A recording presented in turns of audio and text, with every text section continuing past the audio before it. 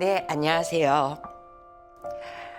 네, 저는 지난달에 여러분들과 함께 여기 이제 동영상에서 처음으로 뵀었는데, 이렇게 벌써 또 한 달이 지나고 여러분들을 다시 뵙게 돼서 너무나 반갑습니다. 오늘 여러분들과 함께 나누려고 하는 주제는 작은 일에 성실한 자라는 주제입니다. 부제는 기쁨입니다. 기쁘다 하는 것은 굉장히 중요한 일이죠. 우리의 삶을 굉장히 아름답게 하고 풍성하게 하고 윤택하게 합니다. 누구나 다 기쁘고 싶죠. 그런데 과연 신앙인에게 있어서 기쁨이라는 것은 무엇일까? 저는 그것에 관해서 굉장히 궁금했습니다. 왜냐하면 성당을 가면요, 왠지 굉장히 거룩해야 되잖아요.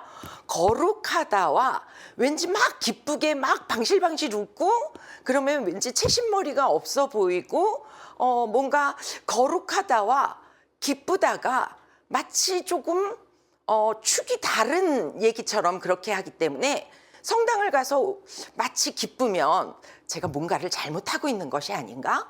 내가 거룩에서부터 좀 더 멀어지고 있는 것이 아닌가?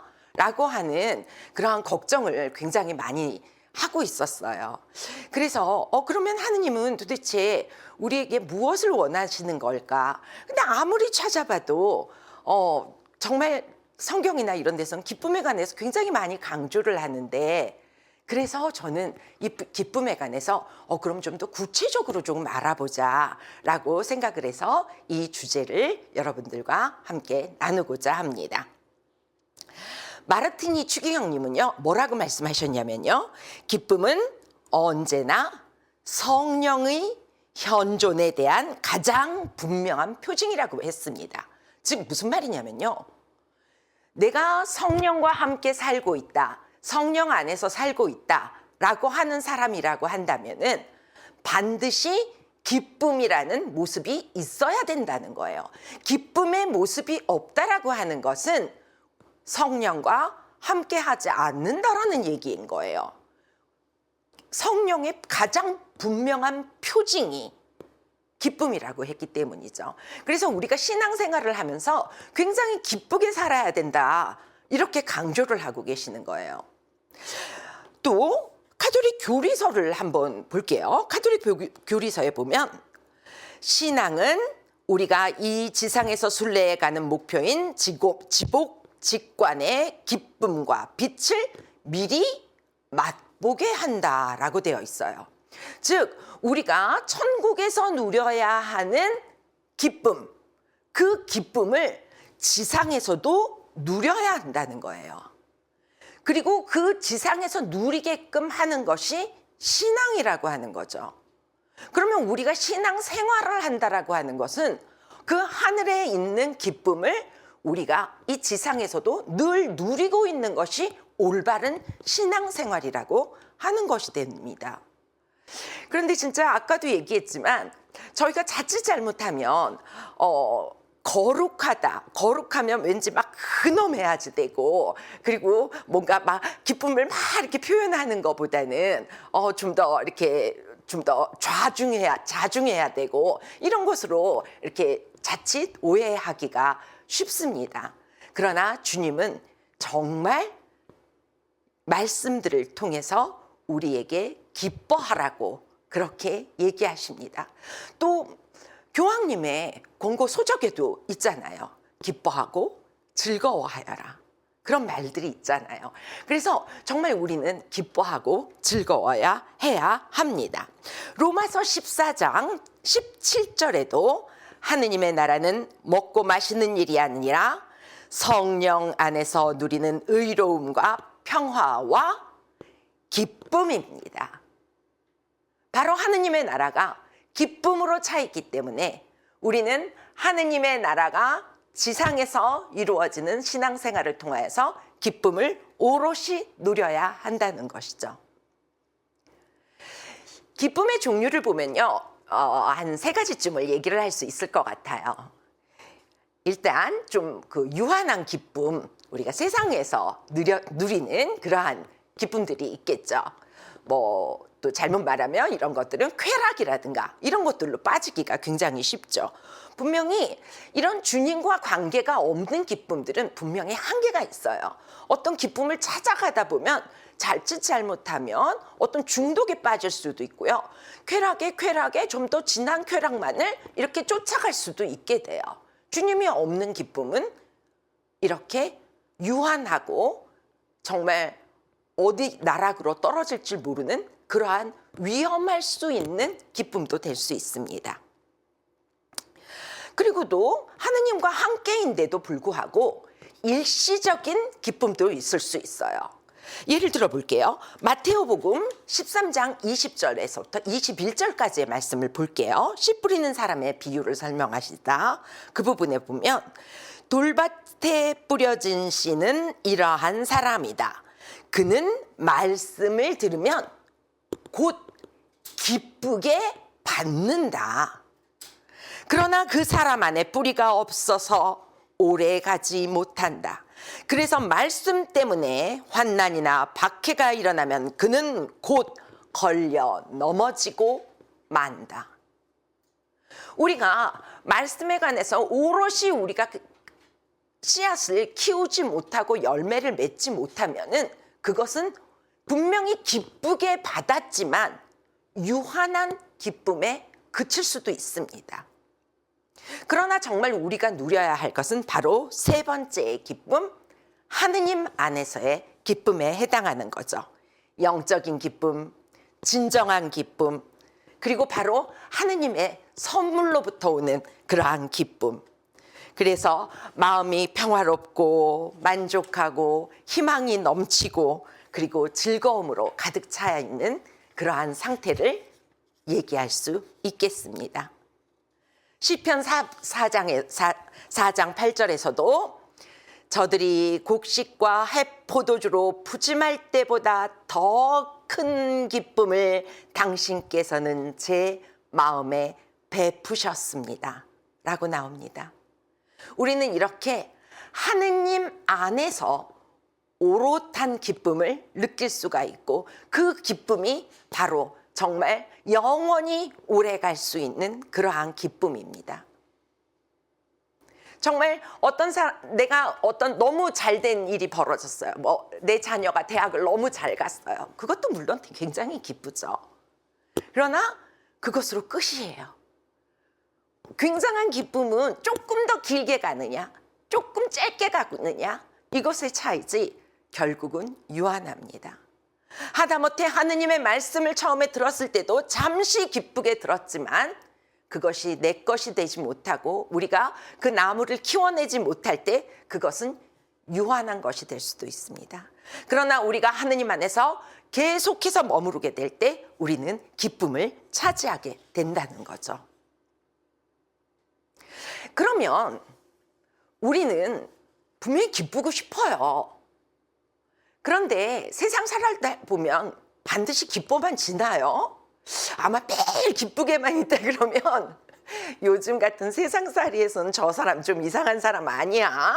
라는 생각이 들 수도 있을 것 같아요.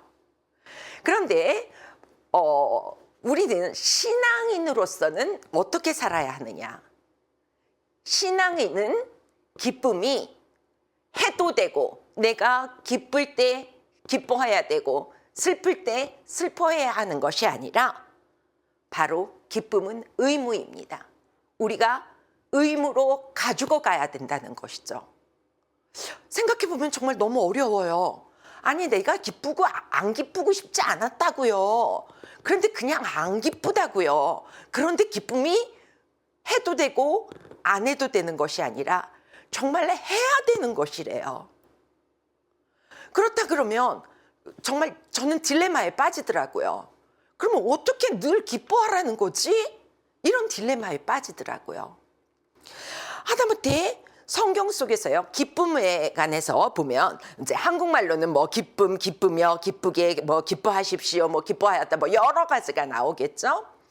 그런데 영어로 joy나 뭐 rejoice, enjoy 뭐 이런 것들을 찾아보면요, 총 591번이 나와요. 굉장한 숫자죠. 거기다가 즐거워한다라는 어떤 glad 같은 그러한 단어까지 하면요, 1200번가량이 나와요. 그만큼 굉장히 성경에서는 우리가 기뻐하고 즐거워하는 것에 관해서 굉장히 집중을 하고 있다는 거예요. 하느님은 우리가 기쁘게 살기를 너무나 바라신다는 거예요. 또한 갈라티아서 5장 22절에서 23절의 말씀에도 성령의 열매는 사랑, 기쁨, 평화, 인내, 호의, 선의, 성실, 온유, 절제입니다. 바로 기쁨 얘기가 나오죠. 사랑, 기쁨, 기쁨. 제가요 성령 세미나 때 이제 봉사자로 가끔 갑니다. 가면요 이런 9가지 열매 중에서 특히 무엇을 원하세요? 라고 좀 질문을 드릴 때가 많아요. 그러면은 굉장히 많은 분들이 뭐 평화나 인내나 이런 것들을 굉장히 많이 얘기하시지만은 막상 기쁨을 얘기하시는 분들은 생각보다 별로 없어요. 아니 성경에서는 이렇게 강조를 하는데 적어도 9분의 1은 나와야지 되지 않을까라는 생각이 드는데 저는 아직까지 한 번도 9분의 1이라는 생각을 해본 적이 없어요. 지금까지 제가 그 많은 사람들과 했었을 때 솔직히 딱 한 분이 기쁨에 관해서 얘기를 했을 정도로 기쁨의 중요성이라든가 내가 그 기쁨을 정말 갖고 싶다라고 말씀하신 분은 없었어요. 그럴 정도로 우리는 이 신앙인으로서의 기쁨에 관해서 조금 간과하고 있는 것이 아닌가라는 생각이 듭니다. 그러나 기쁨은 해도 되고 안 해도 되는 것이 아니라 기쁨은 명령입니다. 영어로도 분명히 명령어로 나옵니다.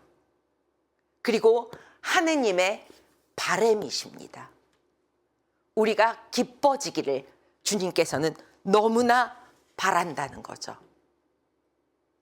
또 바오로 사도도 이렇게 얘기하셨어요. 필립비서 4장 4절에 주님 안에서 늘 기뻐하십시오. 거듭 말합니다. 기뻐하십시오. 또 바오로 사도가 이 테살로니카인들에게 보낸 편지에도 언제나 기뻐하십시오. 너무나 유명한 구절이죠. 우리들 너무 좋아하는 구절이죠. 끊임없이 기도하십시오. 모든 일에 감사하십시오. 이것이 그리스도 예수님 안에서 살아가는 여러분에게 바라시는 하느님의 뜻입니다. 하느님의 뜻은 우리가 기쁘게 사는 것입니다. 우리가 거룩하게 되기 위해서, 성화되기 위해서 고통을 참느라고 너무 고난 속에서 슬퍼만 하고 힘들어만 하는 것이 아니라 우리가 기쁘게 살기를 원하신다는 거죠. 저희 둘째가 있어요. 저희 둘째가 공부를 좀 못했어요. 좀 못하다 보니까 이제 좀 돈이 많이 들어갔습니다. 예. 좀 과외를 시켜보면 더 공부를 잘할까. 뭐 이렇게 뭐 여러 가지를 하다 보니까 그 언니보다 좀 돈이 많이 들어갔어요. 근데 걔는 그거가 그게 미안한가 봐요. 그런데 그 미안함 안에서도 그냥 저는 제 마음은 어때요? 그냥 얘가 기뻐해 줬으면 좋겠어요. 잘 받아줬으면 좋겠어요. 그런데 가끔 저희가 조금 경제적으로 힘들거나 그러면은 너무 우울해하면서 내가 그때 너무 돈을 많이 써서 그런 거 아니야? 라고 얘기를 하면 제 마음이 정말 찢어질 것 같아요. 내가 얘에게 얼마나 돈 저기를 어떤 중압감을 줬으면 얘가 이런 표현을 할까? 하느님은 우리에게 누리라고 정말 많은 것을 주셨습니다. 우리가 감당할 수 없을 만큼 많은 것을 주셨습니다. 그러나 정말 외아들까지 주시면서 우리에게 구원을 주셨습니다. 그런데 그것만을 나는 받을 자격이 없는데 하면서 울고만 있는 것은 하느님이 바라시는 그러한 태도가 아닙니다. 하느님이 나를 위해서 이렇게까지 주셨구나. 이걸 가지고 기뻐해야 한다는 것이 바로 하느님이 우리에게 향하시는 바람이신 겁니다. 물론 너무 감사하죠. 예수님께서 우리를 대신해서 돌아가셨고 우리의 죄를 용서해 주셨고 정말 인간이 무엇이기에 이렇게 돌보아 주십니까? 라고 말을 할 정도로 정말 너무나 감당이 안 되는 사랑이지만 그 감당 안에서 우리가 찌부러져 있거나 그러라는 뜻이 아닙니다. 너는 내가 이렇게 사랑하는 사람이니 기뻐하여라가 주님의 바로 메시지이신 것입니다. 근데 이렇게만 얘기하시는 게 아니에요. 어떤 상황에서도 기뻐하래요. 더구나 야고보서 1장 2절을 볼까요? 나의 형제 여러분, 갖가지 시련에 빠지게 되면 그것을 다시 없는 기쁨으로 여기십시오. 산상설교 마테오복음 5장 11절에도 사람들이 나 때문에 너희를 모욕하고 박해하며 너희를 거슬러 거짓으로 온갖 사악한 말을 하면 너희는 행복하다. 기뻐하고 즐거워하여라. 뜻하지 않은 어떤 오해나 이러한 그 비난과 핍박이라든가 뭐 이런 것들을 받을 때가 분명히 있어요. 모욕과 무시를 당할 때도 분명히 있습니다. 이런 것이 만약에 하느님에서부터 오는 것이라면, 하느님의 일을 하다가 만들어지는 것이라 그러면 그것을 분명히 기뻐하고 즐거워해야 된대요. 저는 가끔 이제 성당 일을 하다 보면 정말 나는 정말 이게 하느님을 위한 길이라고 생각을 해서 열심히 했는데 정말 오해를 받을 때도 있어요. 그러면은 미워지는 거예요. 막 미워지는 거예요. 네. 그런데 그렇게 하지 말으래요. 그럴 때 기뻐하래요. 아니 오히려 하느님이 시키신 일이신 것 같아 갖고 이렇게 열심히 했는데 오히려 모든 길을 다 잘 되게 풀어주셔야지 왜 이렇게 너무 꼬아놓으십니까? 당신 일이라고 열심히 했는데 이렇게 꼬아놓으십니까? 라고 저는 막 푸념하고 있고 싶은데 이 구절이 떠오르는 거예요. 기뻐하고 즐거워하래요. 좀 억울할 때도 많이 있어요. 그러면 그럴 때마다 내가 어떻게 기뻐하고 즐거워해야 될까? 나도 기쁘고 싶거든요.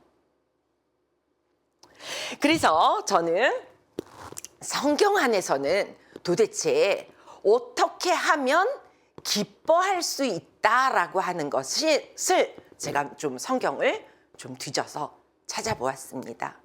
그래서 우리 정말 모두 다 신앙인은 기뻐해야 된다는 거 알아요. 다만 지금까지 만약에 기뻐해야 된다가 너무나 많이 그냥 기쁘면 기쁜 거지라고 생각하셨던 분들은 아니구나, 기쁨은 의무구나 라는 것을 먼저 조금 깨달아 주셨으면 좋겠고요.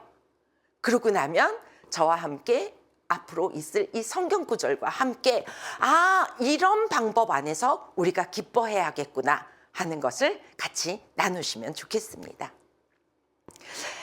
그 성경 구절 들어가기 전에요. 제가 또 기쁨은 하나의 어떤 때에 따라서는 습관적인 것들도 있는 것 같아요. 저는 저희 엄마와 같이 봉사를 했었어요. 저는 앞에서 찬미를 하고 주로 이제 저희 엄마는 뒤에서 이제 회장님을 하시니까 왔다 갔다 하시죠. 왔다 갔다 하시는데 찬미를 하다 보면 예민해질 때가 되게 많아요. 음이 서로 잘 안 맞는다든가 뭐 이렇게 되면 아무래도 상이 이렇게 좀 표정이 찍하고 변해요. 찍하고 변하면 저희 엄마가 뒤에서 왔다 갔다 하시다가 이러고 가셔요. 그러면은 어떨 때는 정말 화가 날 때는 모습을 보고도 무시해버리죠. 그러나 그래도 자꾸 엄마가 이러고 가면 기쁘게 찬미를 합니다. 분명히 처음에는 표정으로만 시작됐던 찬미예요. 표정으로만 시작됐던 찬미인데 희한하게 그것도 작은 봉헌이라고 생각을 하시는 우리 주님께서 또 저에게 또 기쁨을 정말로 심어주시더라고요. 그래서 정말 기쁘게 찬미를 하고 끝나요. 근데 희한한 건요, 제가 노래를 찬미를 굉장히 잘 불렀을 때는 그 찬미가 기억이 안 날 수가 있어요. 그런데 사람들은 저에게서 기억을 하는 것 중에 굉장히 많은 부분은 항상 웃으면서 기쁘게 찬미해. 크리스티나 보고 있으면 기쁨이 뭔지 알 것 같아. 그리고 크리스티나처럼 기쁘고 싶어. 이런 말을 할 때가 있어요. 어떤 분들은 직장 끝나고 와서 피곤할 텐데 어떻게 그렇게 계속적으로 기쁘게 찬미해? 라고 얘기할 때가 있어요.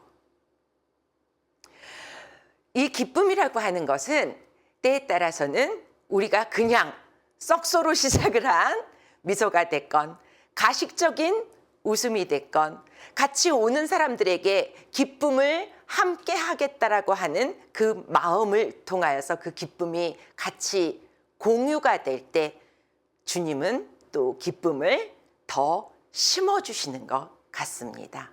그리고 그 기쁨은 그 신자들의 가슴 안에 남는 것 같습니다. 그러면 성경 말씀을 통해서 우리 기쁨에 관해서 먼저 보도록 하겠습니다. 기쁨을 얻으려면 첫 번째는 제가 한 5가지 주제를 으로 나누어 보았습니다. 첫 번째는 하느님을 바라보아라입니다. 시편 34장 6절입니다. 주님을 바라보아라. 기쁨에 넘치고 너희 얼굴에 부끄러움이 없으리라. 시편에선 많은 것을 요구하지 않아요. 기도해라, 거룩해져라, 그러면 기쁠 것이다 라고 얘기하지 않아요. 주님을 바라보라고 말을 합니다. 우리가 어떠한 죄 중의 상태이든 어떠한 상태이든 부족한 상태이든 충만한 상태이든을 말하는 것이 아닙니다. 그저 주님을 바라볼 때 우리에게 기쁨이 넘치게 될 것이라고 얘기를 합니다. 우리는 정말 세상을 살다 보면 분명히 힘들 때가 많이 있습니다. 그럴 때 푸념이 됐건 무엇이 됐건 주님 앞에 나와서 주님을 바라보면서 계십시오. 아무 말이 하시기 싫으면 아무 말 하지 마시고, 화를 내시고 싶으면 화를 내시고, 그러나 그 모든 시간이 주님을 바라보라는 것입니다. 그러면 이 시편에 약속된 대로 우리에게 기쁨과 즐거움이 넘치게 될 줄 믿습니다. 하느님이 바로 내 아버지시잖아요. 바로 내 아버지시기 때문에 기쁘다는 거죠. 우리가 기쁨은 하느님을 제외를 하고서는요, 정말 인간은 기쁘고 싶어서 기뻐하는 거는 아까도 얘기했지만 어떤 활동을 한다던가 이런 것들에 의해서 기쁨을 올 수가 있겠죠. 자기가 좋아하는 것들 때문에 기뻐할 수는 있겠죠. 그러나 오롯한 기쁨은 하느님에게서부터만 오는 것입니다. 하느님 안에서요. 바로 성모 마리아도 이렇게 얘기했습니다. 루카복음 1장 47절. 마리아가 말하였다. 내 영혼이 주님을 찬송하고 내 마음이 나의 구원자 하느님 안에서 기뻐 뛰니. 바로 우리 성모님도 하느님 안에 있을 때 기뻐 뛰게 되었다는 거죠. 그러니 늘 하느님을 바라보시는 삶이 되시기 바랍니다. 교황 바오로 6세께서도 하느님 안에서는 모든 것이 선물이기 때문에 모든 것이 기쁨입니다 라고 말씀하고 계십니다. 모든 것이 선물이니까 모든 것이 기쁨이라고요. 또 마찬가지로 가톨릭 교리서에서도 301조에서도 이런 얘기가 나와요. 우리 하느님께서는 우리를 매 시간 존재하도록, 우리가 삶을 지탱할 수 있도록 우리를 끌어주신다고 하셨습니다. 그리고 우리를 완성으로 이끌고 가신다고 합니다. 주님께서 나를 완전으로 이끌고 가실 것이다라고 하는 완전한 신뢰와 그 믿음, 그것이 바로 우리 기쁨의 원천이 된다라고 말씀하고 있습니다. 그러니까 우리의 기쁨의 원천은 하느님이 나를 좋은 곳으로, 나를 지금의 내 모습과 상관이 없이 나를 완성되게 끌고 가 주실 거야 하는 그 믿음이라는 거죠. 그리고 지금도 나를 돌보아 주시고 나를 계속해서 돌보아 주실 것이고 하늘나라 갈 때까지 내 손을 붙잡아 주실 거야 하는 그 믿음이 우리에게 기쁨을 준다라고 하는 것입니다. 세상살이 할 때는요, 왜 기쁘냐 그럴 때는 한 3가지로 나눈다고 그래요. 첫 번째는 사랑받을 때, 두 번째는 내가 너무너무 갈망하던 것을 얻었을 때, 그리고 세 번째는요, 이건 세상에서도 통해요. 나에게 너무너무 소중한 것을 누군가와 나눴을 때. 이것이요, 이 3가지가 우리 신앙에 그대로 적용이 됩니다. 우리는 하느님의 사랑을 받고 있습니다. 당연히 기쁘죠. 우리가 누군가가 나를 사랑한다 그러면 되게 좋잖아요. 예. 그런데 하느님이 나를 사랑하신대요. 그 하느님이 나를 사랑하신다 그러는 거니까 정말 우리는 기뻐할 수밖에 없는 거죠. 두 번째는 우리가 너무나 필요한, 아니면 너무나 갈망하는 그 무언가를 가졌을 때입니다. 우리에게 가장 필요한 것이 뭘까요? 바로 구원이죠. 바로 구원입니다. 그 구원을 하느님은 아드님을 통하여서 십자가에 돌아가시게 함으로써 우리를 죄에서 끄집어내 주셨고 하느님의 나라로 이끌고 가십니다. 우리는 그 소중한 걸 받았어요. 너무나 귀중한 걸 받았어요. 그러니 기뻐해야 할 수밖에 없습니다. 세 번째, 너무 소중한 것을 또 나누는 거. 이건 정말 우리 선교도 될 수 있고요. 우리 가족과 함께 나누는 기도도 될 수 있고요. 또 우리 공동체 안에서 같이 미사하고 같이 레지오 활동하고 이렇게 우리 내 공동체뿐만이 아니라 누군가를 위해서 기도해주고 저 사람이 하느님 알았으면 좋겠다라고 기도해주고 이런 것들이 바로 세 번째 소중한 것을 나누는 기쁨이 아닐까 생각합니다. 제가요 선교회관에서 굉장히 쭈뼛쭈뼛 대고 있는데 한 해는 이제 그 선교를 하고 싶은 사람을 쓰라고 했어요. 근데 그때는 숙제가 간단했어요. 그냥 이름만 쓰면 된대요. 그래서 얼마나 간단해요? 날더러 뭐 하라는 것도 아니고 그래서 이름만 써서 냈어요. 그리고 가끔 생각나면 정말 화살기도만 했습니다. 정말 몇 년이 지나고 났더니요. 제 친구가 영세를 받았어요. 물론 그 주위에 너무 좋은 이웃들이 있어가지고 막 대모님 해주시고 너무너무 잘 끌어주시고 그리고 가족들이 모두 다 영세를 받은 거예요. 저는 정말 이름 써낸 거하고 몇 번의 화살기도밖에 없어요. 그런데도 제가 걔를 성당에서 보면 얼마나 기쁜지 몰라요. 막 진짜 얼마나 기쁜지 몰라요. 이게 바로 하느님을 나눈 이 기쁨이구나. 하느님은 이걸 나를 느끼게 하셨구나. 그러니 내가 이제부터는 정말 더 많은 사람을 써야겠구나. 제가 걔를 보면서 느끼는 거는 그래 지금 또 누가 신자 됐으면 좋겠다 하고 이렇게 마음속에 글을 씁니다. 그러고 나면 좀 더 화살기도도 많이 해지게 되죠. 그리고 어떨 때 그럴 때는 또 기가 막히게 또 그 사람이 저기 정혜야 너 저 성당 다니지? 나는 잘 모르는데 이런 일이 있으니까 나 좀 기도해 줄래? 하고 거꾸로 올 때가 있어요. 그러면은 정말 이때가 기회구나 하고 정말 열심히 기도하게 됩니다. 바로 이런 것이 신앙인이 바로 가져야 하는 기쁨인 것 같아요. 이렇게 하느님을 바라볼 때 하느님 안에 있을 때 우리는 기쁨을 누릴 수 있게 됩니다. 두 번째는 예수님을 만나라입니다.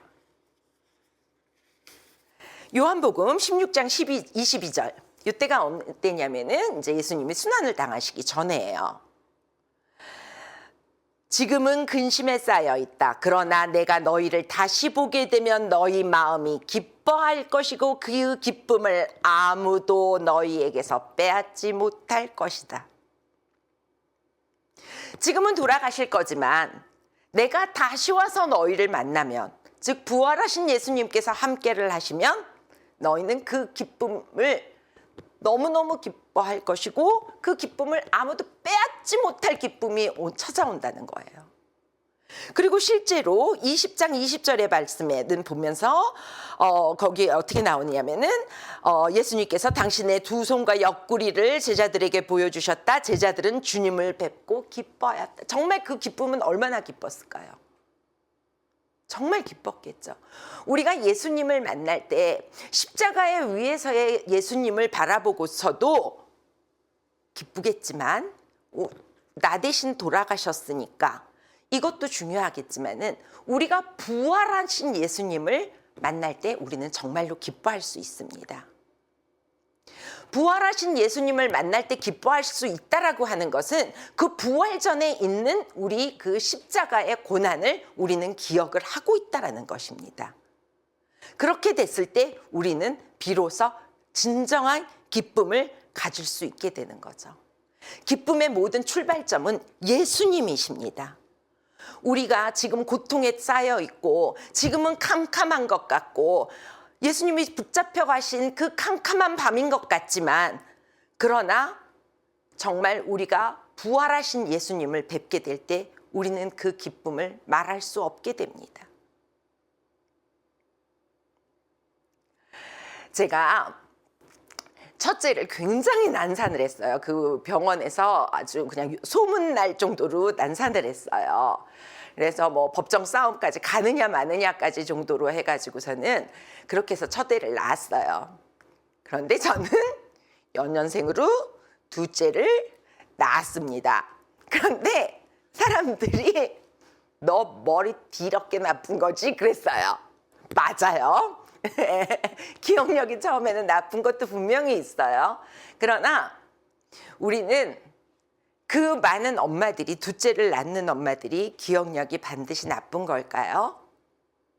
저도 굉장히 입덧을 심하게 했지만 정말 10개월 내내 입덧 하시는 분도 있으시더라고요. 오히려 남편은 둘째 낳지 말자고 난리를 치는데 엄마는 다시 낳겠대요. 그러면 기억을 못해서일까요?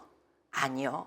아이를 안았을 때의 기쁨을 알기 때문에 그 10달의 고통, 그 다음에 낳을 때의 고통은 지나갈 수 있다라고 믿는 거죠.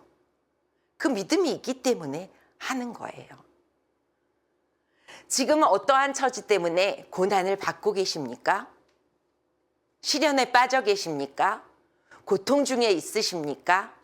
그러나 이 고통의 끝에 주님께서 부활하신 것처럼 우리에게도 어떤 부활된 삶, 이 고통을 통해서 얻어지는 구원, 이 고통을 통해서 주님을 찾았기에 우리가 얻어지는 성화, 이 고통을 통해서 주님을 바라보았기에 우리가 거룩해졌던 것들, 이런 것들을 우리가 알고 믿는다면 우리는 이 고통 안에서도 즐거워할 수 있다라는 것입니다. 그래서 우리가 희망을 가지게 된다면 어떠한 처지에서도 기쁠 수 있게 됩니다. 베드로 1서에 사랑하는 여러분, 시련의 불길이 여러분 가운데 일어나더라도 무슨 이상한 일이나 생긴 것처럼 놀라지 마십시오.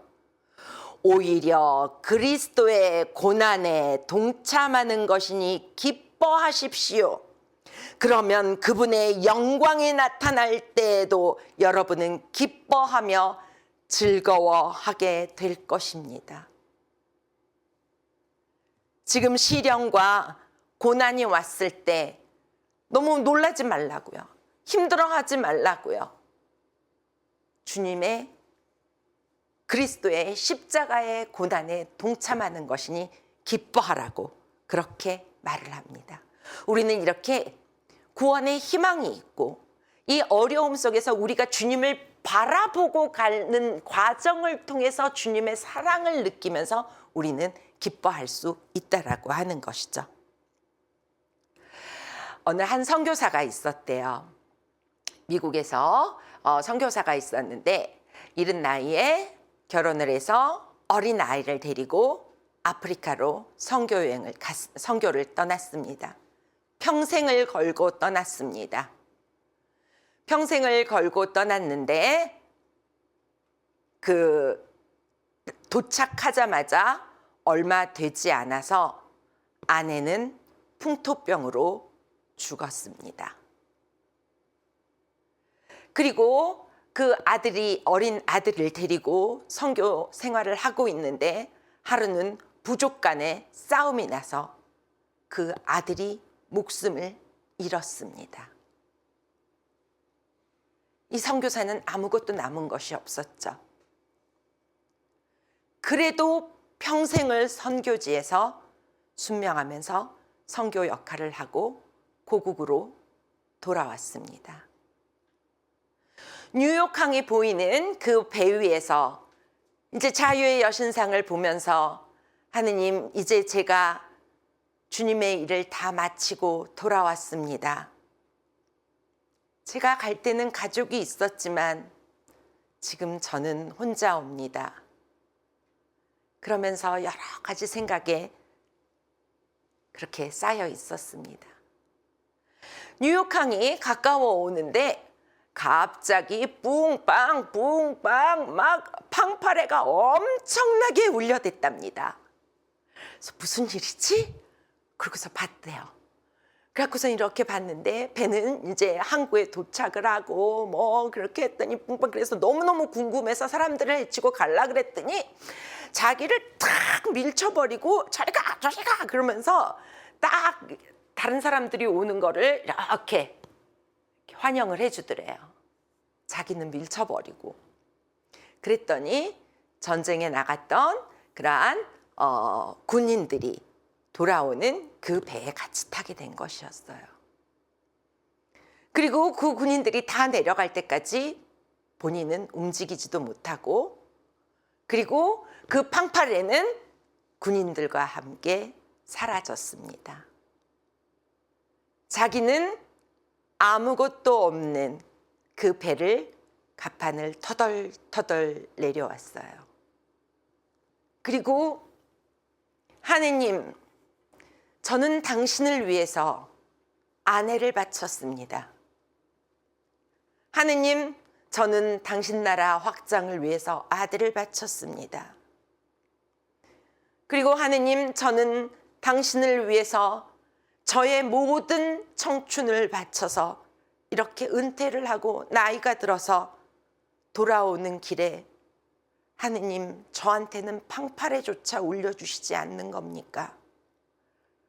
라고 내려왔대요. 너무나 슬퍼서 이제 교회 옆에 작은 집에서 살는데 너무나 슬퍼서 내 인생이 뭔가 라는 생각에 젖어 있었답니다. 그래도 기도를 해야지 하고 그래도 기도를 하고 있는데 그날 밤 꿈에 하느님께서 말씀하시더랍니다. 너는 아직 집에 오지 않았다. 너는 아직 집에 오지 않았다. 하느님께서는 그 선교사가 분명히 하늘나라에 갔었을 때, 하느님의 집에 갔을 때 팡파레를 울려주실 것입니다. 곧 화환을 주실 것입니다. 환영의 인사를 해줄 것입니다. 볼에 뽀뽀를 해줄 겁니다. 그리고 잘 왔다, 수고했다, 나를 위해서 이런 일을 해줬구나 하고 팡파레가 아닌 천군 천사들의 그 환영의 음악을 들려주리라 믿습니다. 그러기에 예수님께서는 낙담하고 있는 그 선교사에게 너는 아직 집에 오지 않았다. 그러니 그 팡파레를 예비하시고 계실 것입니다. 때로는 우리의 시련과 고난이 이 땅에서, 이 생에서 보답을 못 받을 수도 있다라고 저는 생각합니다. 그러나 우리의 영원한 집과 본향은 하느님 나라입니다. 그 하느님 나라에서 팡파레를 듣도록 우리는 노력해야 될 것입니다. 우리 노력이 성당 사람들한테 아유 잘했어, 덕분에 너무너무 고마워, 기도해줘서 고마워가 아닌 정말 하느님에게서부터 듣는 팡파레를 우리는 고대해야 될 것이라고 생각됩니다.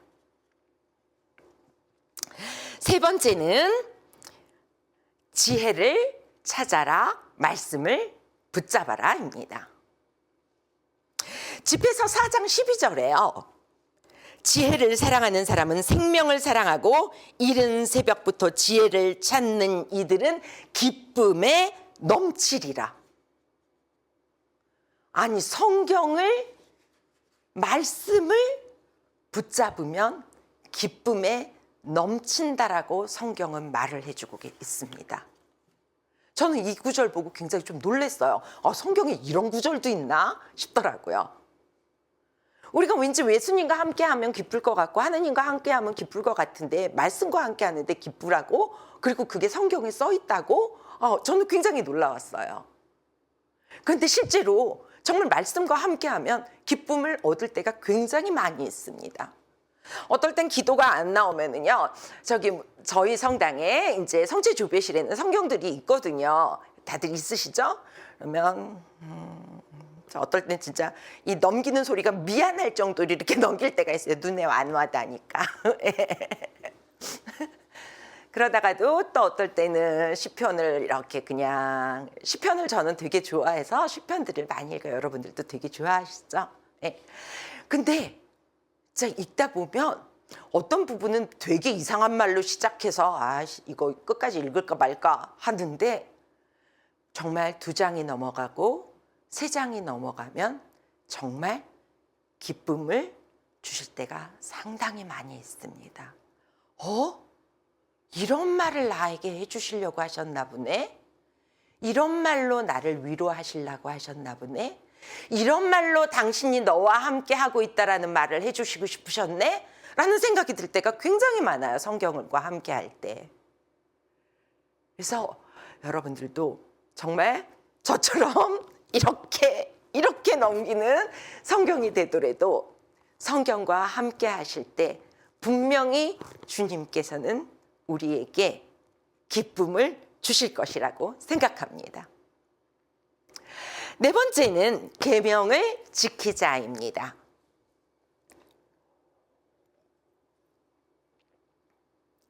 주님의 계명을 지킬 때 기쁨은 시작이 됩니다. 시편 119편 11장, 당신 법이 영원히 저의 재산이니 그것이 제 기쁨입니다. 법을 기쁨이다. 법이라 그러면 왠지 나를 옥죄는 것 같지 않으세요? 뭔가 내 맘대로 못하는 것 같은데, 근데 그 법이 기쁨이래요. 주님께서 주시는 계명이시기에 그 법이 기쁨이라고 말을 합니다.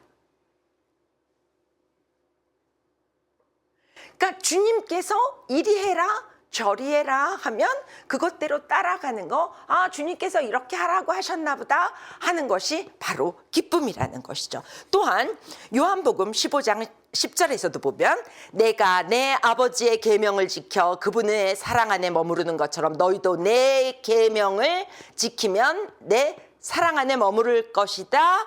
내가 너희에게 이 말을 한 이유는 내 기쁨이 너희 안에 있고 또 너희 기쁨이 충만하게 하려는 것이다.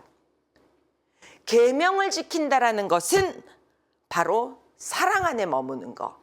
요한복음에서는 사랑과 우리 주님은 함께 가죠. 하느님 안에 머물 때 그것이 계명을 지킨다라고 하는 것이 하느님 안에 있는 것이고 그것이 바로 기쁨이라는 얘기를 해주고 있습니다. 그러니 정말 성당에서 하라는 거 열심히 하고 또 하지 말라는 거 하지 말고, 예, 그렇게 했었을 때, 그리고 이렇게 산 권면되는 그러한 삶들을 살 때 우리 안에서는 분명히 기쁨이 올 줄 믿습니다. 누가 혹시 봉사하라고 하시나요? 반장하라고 하시나요? 하십시오. 하십시오. 그 안에서 분명히 기쁨을 주실 것입니다. 분명히 기쁨을 주실 것입니다. 물론 그건 계명은 아닙니다. 계명은 아니지만 우리 성당에서 바라는 것들, 우리 교회가 바라는 것들을 우리가 실천을 하게 된다 그러면은 우리 안에는 분명히 기쁨이 오리라고 생각합니다. 만약에 이렇게 못 살았다, 그럼 당연히 회개를 해야겠죠. 그 시편 51장 9절에서 10절, 이 부분이 뭐냐면은 이제 그 다윗이 그 바세바하고 정을 통한 뒤에 예언자 나탄이 와가지고 그에게 왔을 때 하는 말이, 다윗의 한 말이죠. 우슬초로 제 죄를 없애주소서. 제가 깨끗하여지리라. 저를 씻어서 주소서. 눈보다 더 희어지리다. 기쁨과 즐거움을 제가 맛보게 해주소서. 당신께서 부수었던 뼈들이 기뻐 뛰리이다. 우리는 계명에서 벗어났을 때, 법을 어길 때 우리 마음은 절대 편하지 못합니다. 그 기쁨이 부수어집니다. 그러니 법의 방향으로, 주님께서 원하시는 계명의 방향으로 갈 때 우리에게는 기쁨이 주어진다는 것이죠. 여기서 제 얘기를 잠시 또 해드리겠습니다. 오늘은 제 둘째 얘기만 계속 나오네요. 저희 둘째가 아토피가 엄청나게 심했어요. 상상을 초월할 정도예요. 글귀를 시작을 하면 이렇게 방 구석에 와서 쭈그리고 앉아서 천장을 쳐다보고, 그게 3살, 4살 이럴 때예요. 너무너무 힘들어서 열이 펄펄 나니까 팬티만 빼놓고는 옷을 다 벗겨야 돼요. 열을 못 견뎌서요. 그리고 그럴 때는 어린이집도 못 가요. 그럼 일주일이고 열흘이고 어린이집을 못 가요. 그리고 아토피인 애들의 특징이 있죠. 피부가 안 좋고 그러니까 애가 안 이뻐요. 뭔가 좀 이렇게 지저분해요. 얼굴 피부 빛깔도 뻘긋뻘긋하고.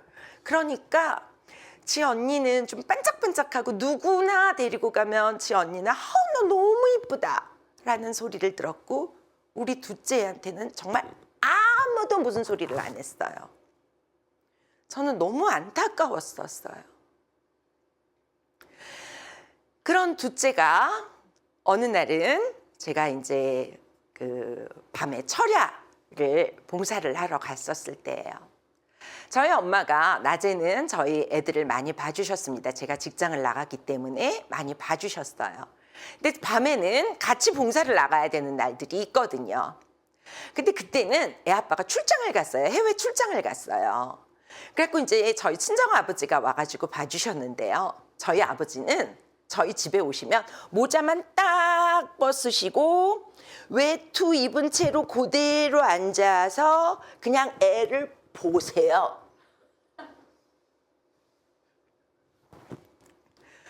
보기만 하시는 분이세요. 그런데도 어때요? 할 수 없잖아요. 급한데, 예, 외할아버지한테라도 맡겨야죠. 그리고 이제 보통은 이제 그런 시간들은 보통 저녁이니까 애들이 보통 이제 자고 하니까 이렇게 그리고 엄마가 이제 늦을 때 이럴 때를 그거에서 저희 애들은 다행히 훈련들이 되게 잘 돼 있었거든요. 그런데 그날은 이제 봉사를 하려고, 이제 저는 찬미 봉사기 때문에 저는 빨리 가고요. 저희 엄마는 이제 나중에 오시는데 굉장히 늦게 오셨어요. 근데 그날 제가 나올 때도 애가 상황이 굉장히 안 좋아서 열이 좀 펄펄 끓는 것을 보고 나왔습니다. 근데 엄마가 나오시는 걸 보니까 워낙 늦게 나오시는 걸 보니까 애가 굉장히 상태가 안 좋은가 보다라는 생각을 했어요. 그러자 저 이제 그때 당시 찬미 부장님이셨던 분이 제가 생각하기에 너무 억울하게 내가 생각하기엔 정말 억울해서 폴짝 뛸 정도로 저는 안 그랬는데 저한테 뭔가를 막 뒤집어 씌우신다는 생각이 드는 거예요. 너무너무 억울한 거예요. 나는 아픈 애도 두고 왔는데 나를 이쁘다 이쁘다 해도 그거 할 판에 지금 엄청나게 나를 구박을 해? 막 이런 생각이 막 너무 드는 거예요. 그런데 그게 1탄, 2탄이 아니라 진짜 3탄, 4탄까지 가서 그날의 모든 잘못은 저 때문이에요. 그러니까 제가 이제 3탄, 4탄이 넘으니까 어떻게 될까요? 제 표정이 완전히 딱 보이겠죠? 내 때문 아닌데 네가 왜 건드려 하는 이 표정이 다 보이겠죠? 찬미하는 사람들도 당연히 다 알겠죠? 찬미 부장님 저 보니까 더 화딱지 나시겠죠? 무슨 봉사를 했는지도 모르겠어요. 가야 되나 말아야 되나 하면서 마음을 뒤집어 가면서 겨우겨우 찬미를 하고 있는데 마지막이 미사였어요. 근데 미사 도중에 엄마가 나가시는 거예요. 이 얘기는 뭐냐? 정말 집안의 사태가 심각해졌다라는 거를 저는 바로 직감으로 느낄 수가 있었어요. 우리 애들이 상당히 심각하구나. 둘째가 상당히 심각하구나. 그래서 정 안 되면 응급실을 데려가야 되는 상황인가 보다. 그랬어요. 그래가지고서 엄마가 나가는 걸 보니까 막 너무 화가 나는데 미사 또 끝나더니 크리스티나 오늘은 왜 그거 하는 거야? 또 이제 6절까지 하시네요. 정말 이제는 봉사를 못하겠다는 심정으로 다다다다다다다다다 그래도 제 마음속에 있는 거예요. 10분의 1도 못한다고 생각을 하고 나왔습니다. 다시는 봉사를 안 해야지. 그러고선 나갔어요. 그리고 집으로 돌아왔어요. 집으로 돌아왔는데 정말 애는 정말 난리가 났어요. 난리가 나고 온몸이 빨개지고 막 얼음찜질을 하고 있고 그리고 난리가 났어요. 응급실을 데려가야 할지 말아야 할지도 정말 헷갈리는 상황이었어요. 근데 어떻게 하면 조금 애가 좀 그러니까 가라앉을 것도 같은 생각도 들고 그래서 일단 엄마를 보냈습니다. 엄마를 보내고 그 침대 옆에 애 침대가 이렇게 낮으니까 저는 똑바로도 이렇게 못 앉고요. 옆으로 삐뚤어서 이렇게 해가지고서는 손을 잡아주면서 왜냐하면 손을 안 잡아주면요. 한번 긁기를 시작하면 아토피 애들은 잠을 못 자고 온도가 더 올라요. 그래서 절대 긁지 못하게 손을 잡아줘야지 돼요. 잠들 때. 그래서 그렇게 옆으로 굉장히 희한한 상태에서 그거 하는데 기도가 안 나오죠. 당연히. 묵주기도를 시작을 했는데 분명히 나중에는 은총이밖에는 안 했던 것 같아요. 그냥 은총이만 했던 것 같아요. 무슨 기도가 정말 하나님 좀 어떻게 해주세요. 막 하면서 그러고 있었습니다. 한참 기도를 하다가 좀 애가 조금 잠든 것 같아요. 그러더니 저도 조금 잠이 들은 것 같아요. 그러니까 뭐 발절인 건 이미 다 떠났어요. 이미 다 떠났어요. 아무것도 없어요. 이제 완전히 저도 이제 무통 증상이에요. 예. 그래갖고 이제 그런 상태에서 있는데 꿈인지 환신지 그 아까 음악 부장님이 딱 보이는데 저를 위해서 기도를 하고 계시는 거예요. 정말 눈물로써 기도를 한다는 느낌이 너무 들었어요. 그리고 제가 그분을 평소에 굉장히 존경해요. 굉장히 기도도 열심히 하시고 그렇기 때문에 굉장히 존경하는 분인데 그날 그런 모습을 제가 딱 보고 나서 그분을 미워했던 거, 봉사를 그만둬야지라고 생각을 했던 거 그리고 솔직히 그 1, 2, 3절 중에서 한 번은 제가 잘못한 거 분명히 있었거든요. 그런 때 왜 그 부분은 내가 잘못했어요 라고 말하지 못했을까부터 시작을 해서 저는 엄청나게 회개를 하면서 울었습니다. 그리고 무엇보다도 화내셔야 할 그분이 나를 위해서 기도를 하고 계신다라는 것이 너무나 놀라웠습니다. 이것을 하느님께서는 보여주시려고 하시는 거구나 라는 생각이 들었어요. 그래서 하느님 잘못했습니다. 정말 잘못했습니다. 그러면서 막 울었어요. 그리고 이제 정말 부장님 말씀 잘 들을게요. 잘 들을게요. 그러면서 막 울었어요. 한 시간을 정말 울은 것 같아요. 동이 좀 이렇게 떠오고 떠오고, 예. 저는 그리고 또 이렇게 깜빡하고 졸았어요. 깜빡하고 졸고 이제 딱 이렇게 잠깐 그거 했는데 갑자기 딱 느낌이 얘한테 루루도 성수를 발라줘야 되겠다. 우리가 냉찜질만 해줄 것이 아니라 아니 우리 집에 루루도 성수가 되게 큰 게 있거든요. 저희 어머니 욕심이 많아고 루루도 갔다 올 때마다 이따만한 거 이렇게 갖고 오셔서 뭐 누구 한 통씩 주고가 막 완전히 저거였는데 그게 갑자기 생각이 나는 거예요. 그래서 정말 솜에다가 루드 생수를 묻혀갖고 냉장고에서 나왔으니 얼마나 차갑겠어요. 애가 깨던 말던 애가 갑자기 자지러지게 깨가지고서는 우는데도 기도를 하면서 열심히 발라줬습니다.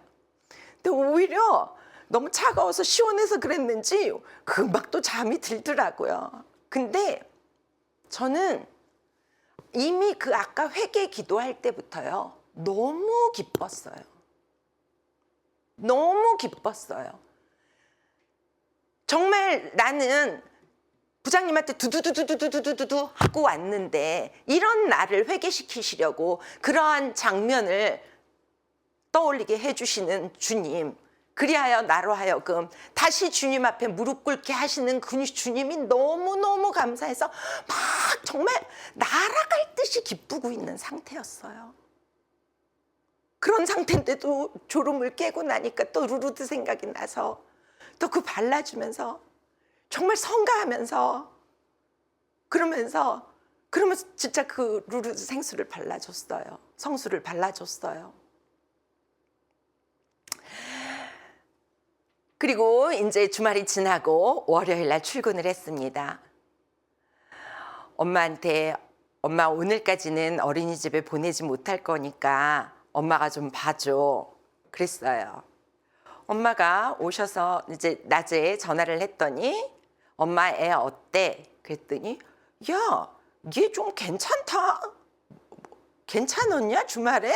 얘 굉장히 괜찮다. 그래서 제가 그 얘기를 다 해드렸습니다.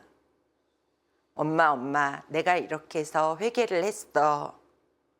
그리고 그 회개 안에서 너무너무 기쁨이 찾아왔고 그 기쁨 안에서 이 루루드 성수가 생각이 나서 발라줬어. 엄마 분명히 하느님의 뜻이 있을 거야. 그러니 엄마도 기도하면서 발라줘. 그랬어요. 그래서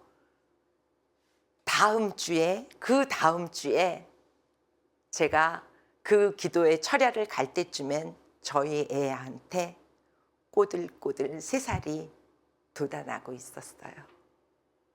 그리고 나서 저희 애는 물론 이렇게 그 치유가 바로 이렇게 아토피는 당일날 이루어지진 않아요. 거의 한 8개월 동안 이렇게 하는데 그 계기를 이유로 정말 차츰 좋아져서 지금은 아무 흉터도 없는 말끔한 애가 됐어요. 아무도 아토피였다라는 거 상상도 못해요. 지금은 뭐 음식이나 이런 것들도 아무 저기가 없어요.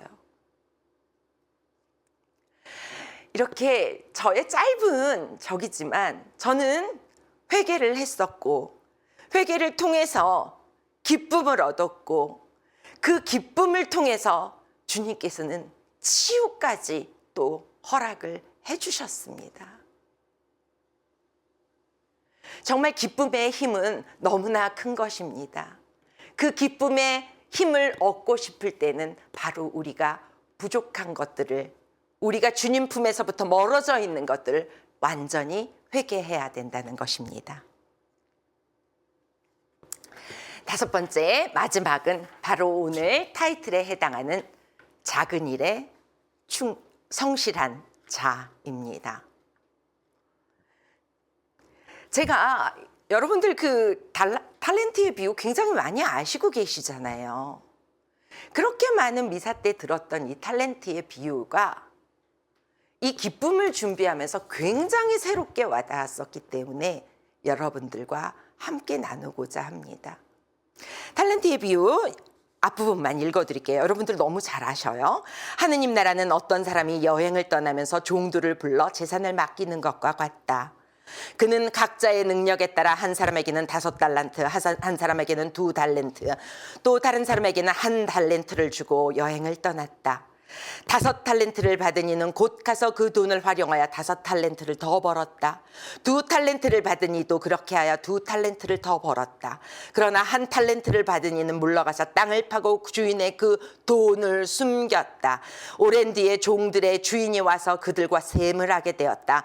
5달란트를 받은 이가 나아가서 5달란트를 바치며 주인님, 저에게 5달란트를 맡기셨는데 보십시오, 5달란트를 더 벌었습니다 하고 말하였다.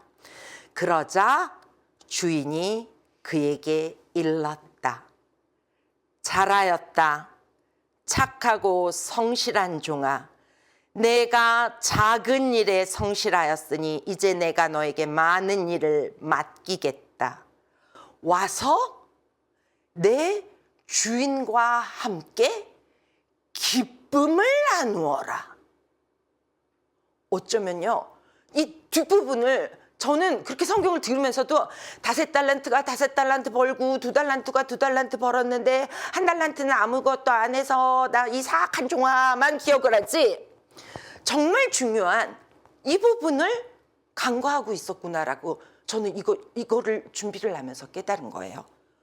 내 주인과 함께 기쁨을 나누어라. 우리가 5달란트를 받았건 2달란트를 받았건 1달란트를 받았건 그 성실한 목에 그 성실한 만큼을 했을 때 우리는 주인과 함께 기쁨을 나눌 수 있다는 것이에요. 예수님께서는 이것을 명확하게 얘기를 해주셔요. 우린 자칫 잘못하면 5달란트가 5달란트 벌고 요것만 저처럼 생각하시기 쉬운데 그게 아니라는 거죠. 우리가 2달란트를 2달란트로 늘리고 1달란트를 또 다른 1달란트로 더 늘렸을 때 내 주인과 함께 기쁨을 나누어라 하는 그러한 선고를 들을 줄 믿습니다. 우리에게 과연 작은 일에 성실한 것이 무엇일까요? 어떤 사람들은 무엇이 있을까요? 오늘 당장 답해줘야 되는 거 분명히 작은 일에 성실한 것일 것입니다. 그러나 그 똑같은 일을 할지라도 하느님과 함께 할 때 그것은 분명히 하늘나라의 보화가 되면서 내 주인과 함께 기쁨을 나누어라 하는 그러한 말씀을 듣게 될 겁니다. 아침 기도하는 거, 저녁 기도하는 거, 누구의 푸념을 들어주는 거, 누구의 푸념 들어주는 것도 인내가 상당히 필요하더라고요. 누구의 푸념 들어줄 때 저는 은총이 가득하신 속으로 엄청나게 하면서 들을 때도 많이 있습니다.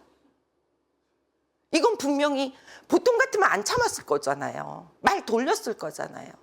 그런데도 지금 이 사람한테는 이게 필요한 것 같으니까 은총이 하면서 속으로 은총이 하면서 들어줬잖아요. 이게 바로 작은 일에 충실한 것일 것입니다. 우리가 교회 일을 한다, 봉사를 한다, 하느님 나라에 가까이 간다, 거룩해진다, 성화가 된다, 이런 것들을 우리는 자칫 잘못하면 5달란트가 아니니까 이건 너무나 소홀하니까 괜찮겠지라고 생각되어질 때가 너무나 많습니다. 그러나 우리에게 주어진 1달란트를 우리가 성실하게 수행을 한다면 우리는 주님과 함께 기쁨을 나눌 수 있게 되는 것입니다.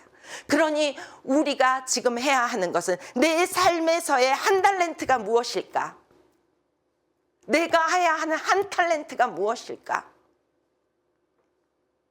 똑같은 집안일을 하더라도 주님과 함께 할 것인가?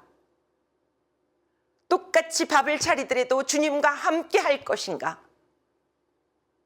똑같이 와이프를 위해서 어떤 희생을 해준다 할지라도 주님과 함께 할 것인가? 그랬을 때 그 작은 일들이 우리에게는 분명히 성실한 자다. 그러니 기쁨을 같이 나누자라고 말씀해 주시는 우리 주님의 목소리가 함께 하실 줄 믿습니다.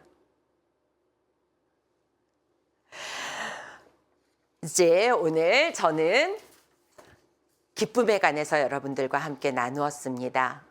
우리는 기쁘고 싶죠. 그런데 기뻐하지 못할 때도 많이 있습니다. 그러나 주님은 분명히 말씀하십니다. 기뻐하라고 말씀하십니다. 그렇게 했을 때 무엇을 통해서 기뻐할 수 있는 것을 우리는 지금 성경의 말씀을 통해서 같이 알아보았습니다. 하느님을 바라보아라. 예수님을 만나라. 그 십자가에 있는 예수님, 그 뒤에 따라오는 부활을, 희망을 가지면서 예수님을 만나야 하고 또 말씀을 만나야 기뻐질 수 있습니다. 또 계명을 지키고 계명을 못 지킨 것에 대해서 우리가 늘 회개하고, 그리고 제가 오늘 정말 강조드리고 싶은 것, 작은 일에 충실하고 성실한 자 될 때 주님께서는 기쁨을 우리에게 주실 것입니다. 하느님, 그 주인님의 기쁨, 하느님의 기쁨을 우리에게 나누어 주실 것입니다. 감사합니다. 영광이 성부와 성자와 성령께 저와 같이 이제와